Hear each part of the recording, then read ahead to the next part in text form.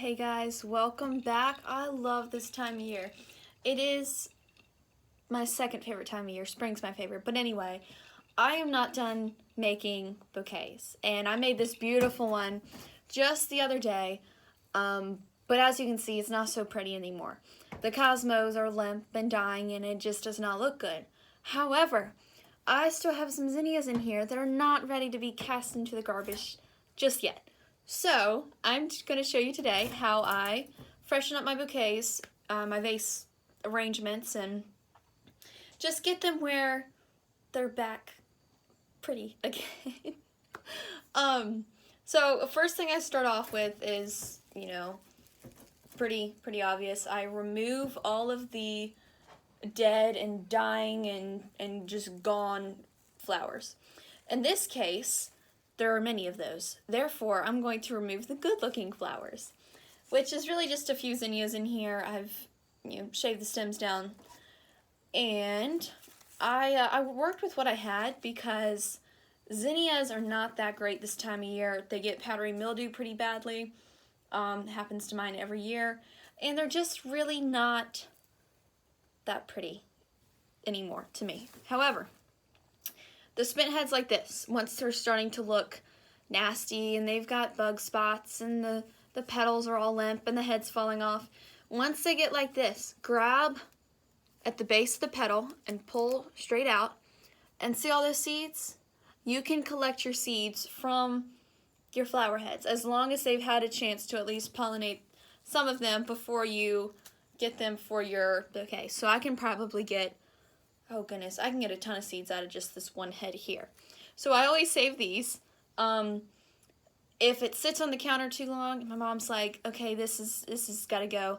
Then she ends up tossing them, and then I get no seeds for that year, for that variety. But zinnias are very plentiful, so usually I only collect 2 or 3 good heads, and I've got more than I need for the year. So anyway, you can pick just the bottom parts of the flowers all the way through. The darker the seed is, the more mature it is, therefore the greater chance it will be viable for you. Like that one there, it's got a good shape to it, it's dark, it's perfect. So, trash. Or compost. I don't compost yet, I'm working on it, but I haven't gotten there yet, so trash. These here, I still have some pretty cosmos, therefore I'm going to do the same thing. I'm going to cut off all the way down to the base anything that looks limp and not perfect, because that's the way I am and it has to look perfect for me or I don't want it. So I'm going to cut it all the way back. I'm going to cut this one off too. And there's still two flowers on there. So, if I put these 2 on one side and then 2 or 3 more on the other side, it'll look really nice together. So, there's that. Once I get all these cleaned off, the next thing I go in and do, well, of course, I picked more zinnias over here.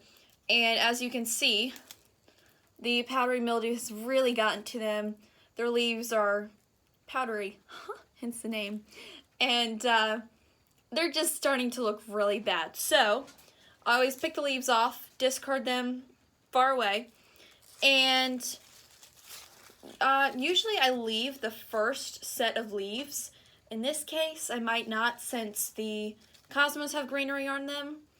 I don't want the leaves touching the water or it'll create problems. So, I do that.